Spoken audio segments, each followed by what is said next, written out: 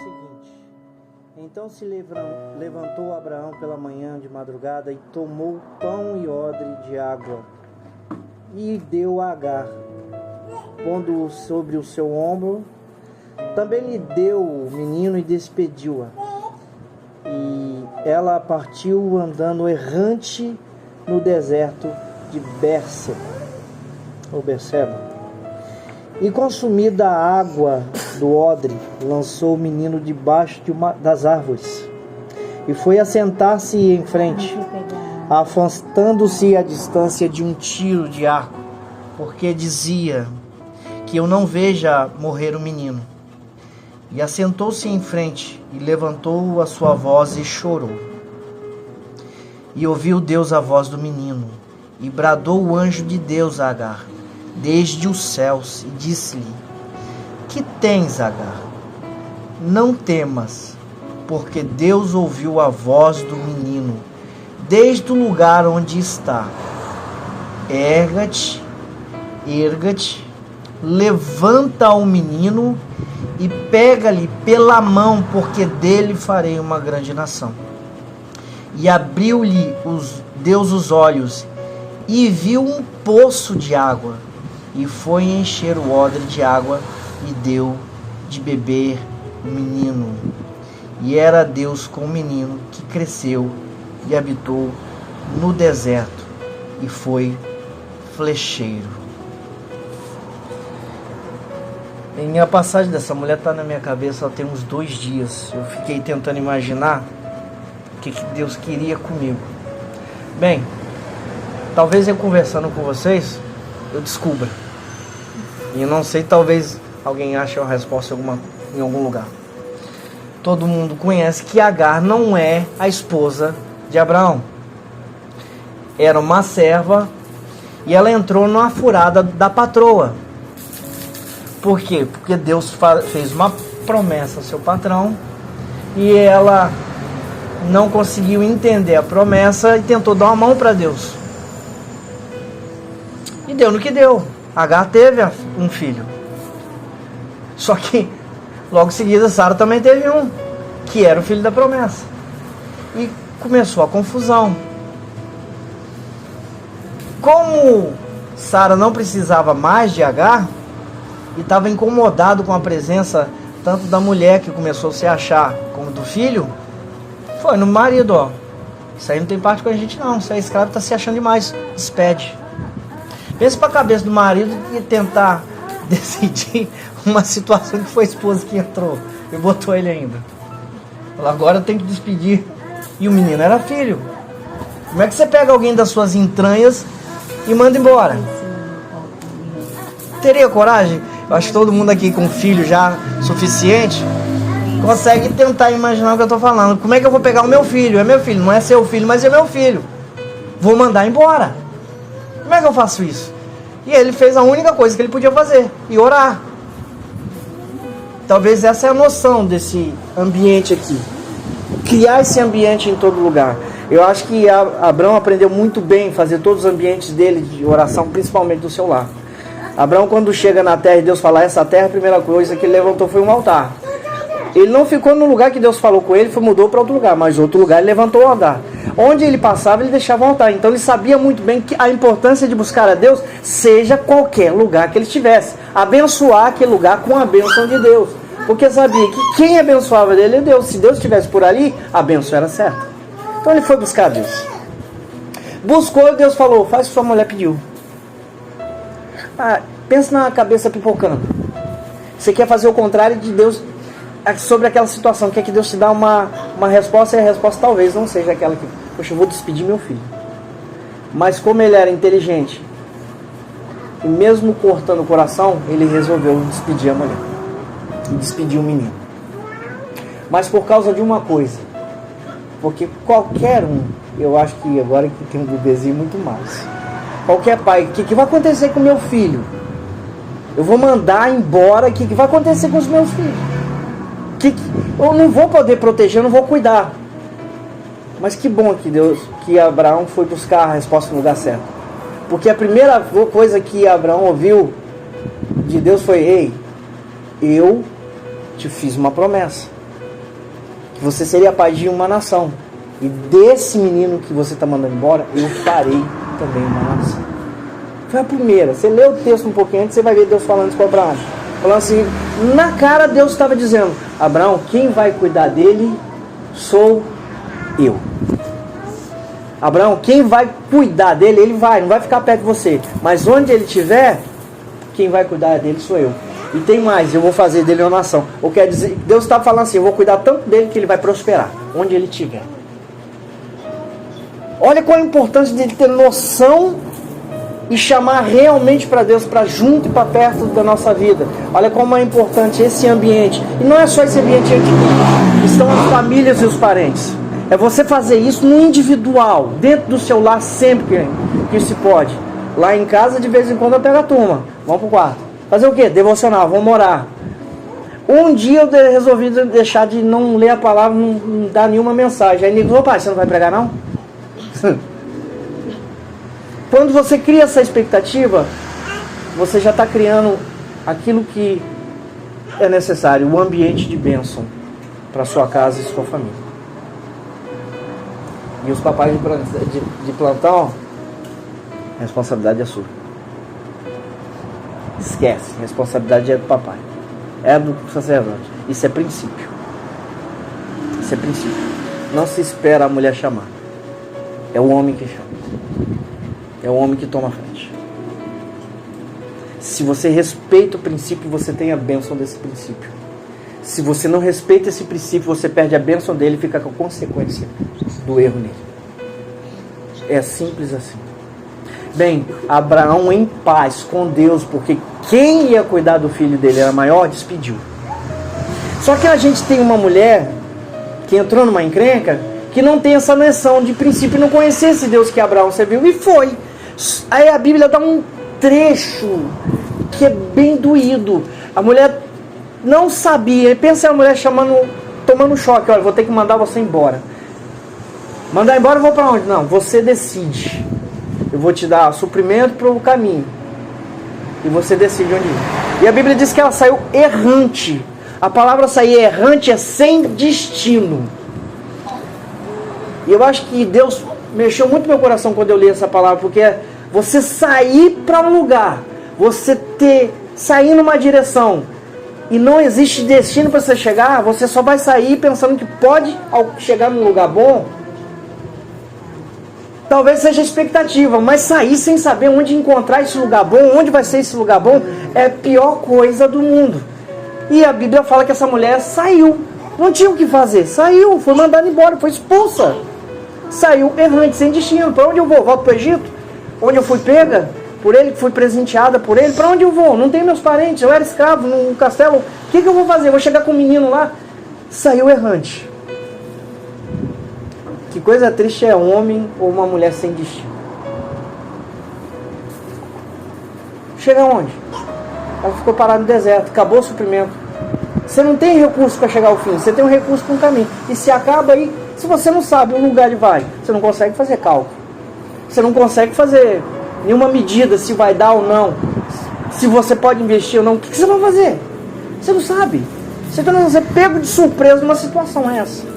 Acabou o suprimento. A mulher vê uma criança que tem que cuidar. Não tinha recurso para cuidar. E não tinha lugar. E não tinha ninguém para ajudar. A pior coisa do mundo é ficar sozinho.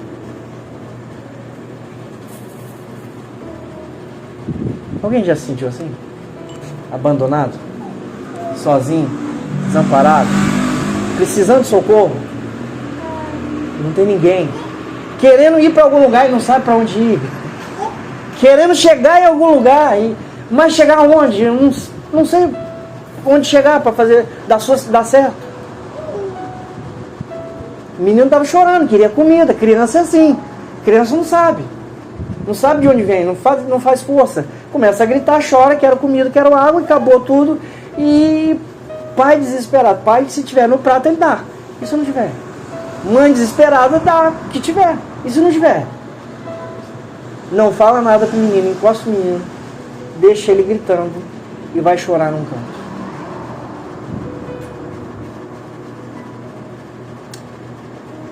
E de repente, a gente fala que aparece um anjo, mas a Bíblia fala que bradou dos céus uma voz. Uma voz veio do nada e bradou. Sabe qual é o legal de Deus? É que uma resposta vindo de Deus sempre vem do nada. Aparece de algum lugar. Por que vem do nada? Você já pensou nisso? Ué, como é que isso surgiu? Como é que isso apareceu? Por que aconteceu isso? Por que vem do nada? Para a gente nunca se apoiar em alguma coisa que não seja Ele. Porque é esse momento que a gente olha, é Deus que está fazendo isso. É o único momento que a gente vai falar, isso foi Deus. Quando vai ter testemunho, foi Deus. Como é que aconteceu isso? Foi Deus. Como é que aconteceu? Do nada. Eu não consigo explicar, mas aconteceu com a Mal. Mas você fez? Não fiz. O que você fez de... Não sei. Como é que é a resposta? É Deus. Ué, mas do nada? É. Por quê? Porque Deus faz assim, para tirar o mérito de quem quer tomar mérito, Ele faz do nada. Porque só assim a gente vai dizer, é Deus. A voz do nada bradou, a mulher procurando. E o melhor de tudo, Ele fala assim, eu escutei o choro do menino. Gente, papai, mamãe,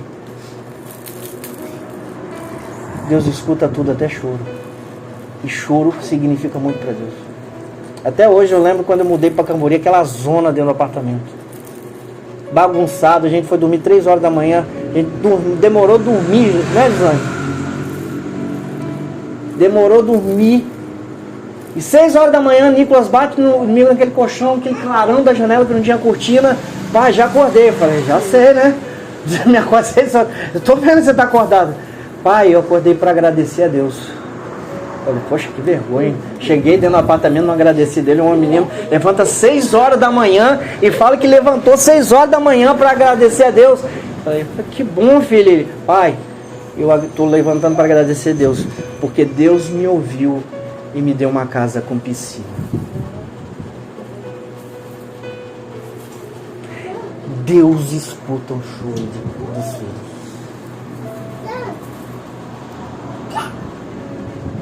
Eles são de Deus. E Deus conhece a linguagem do inconsciente deles. Sabe da intenção. Eu não esqueço o dia que a gente deu uma bateria, que arrependimento de ter dado aquela bateria para Nicolas. E aquele todos, bah, bah, bah, e os vizinhos reclamando. E eu não esqueço também de Suzane me chamando, Denilson, bota o ouvido aqui. A gente tinha acabado de dar a bateria para ele. E aquela bagunça. E eu não aguentando, não sabia para onde fugir, porque eu estava dentro de casa, prendendo dentro do quarto, mas assim era na zona. E a Gisane, bota o ouvido aqui na porta.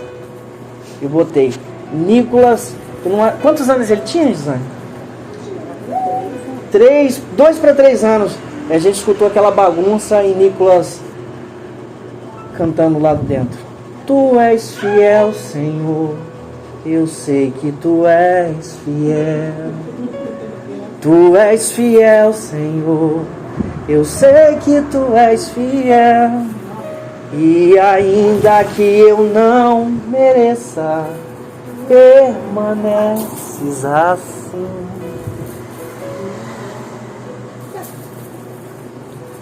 Três anos. E Deus estava ouvindo. E ele tinha um sonho a bater. E Deus bradou para aquela mulher. Eu ouvi o choro do menino. Vai e toma a sua responsabilidade. Toma a mão dele e levanta ele. Porque eu vou fazer dele uma grande nação.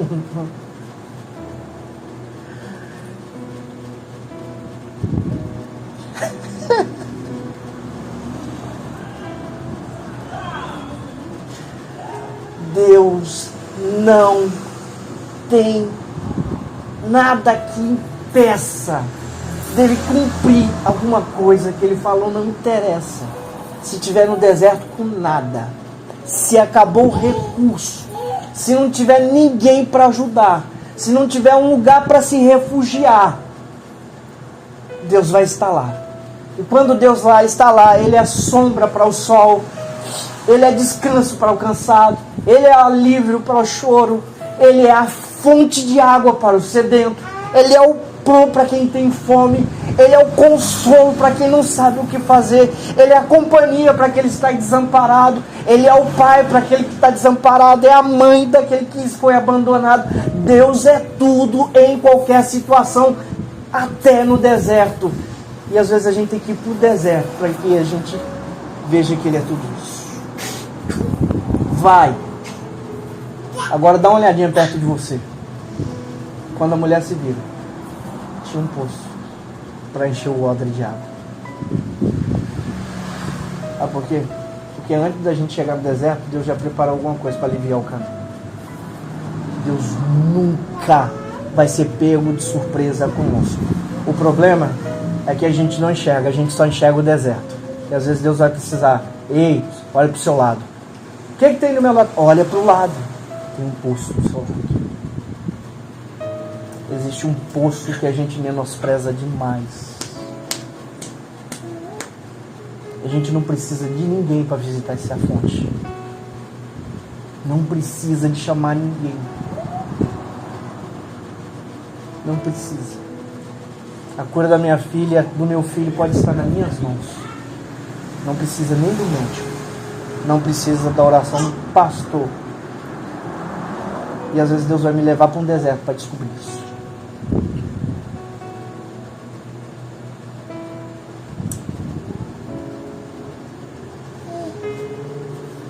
Abraão pensou que nunca ia ver o filho, mas na morte dele, quando se fala da morte de Abraão, Isaac estava lá, mas Ismael também estava. Isso quer dizer que ele só visitou na morte. Ele visitou em vida não, mas só registrou no final, para provar que Deus fez. Porque quando Ismael chega lá, ele já era pai de uma multidão, ele era arqueiro no deserto. E a gente pensa que o deserto vai destruir. Às vezes Deus vai nos levar para o deserto, porque o deserto vai ser a nossa fonte de sucesso.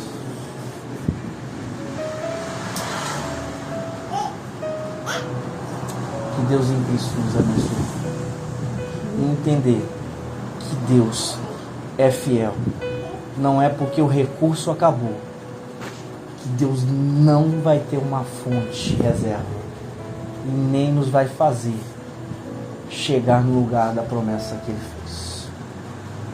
Vamos orar?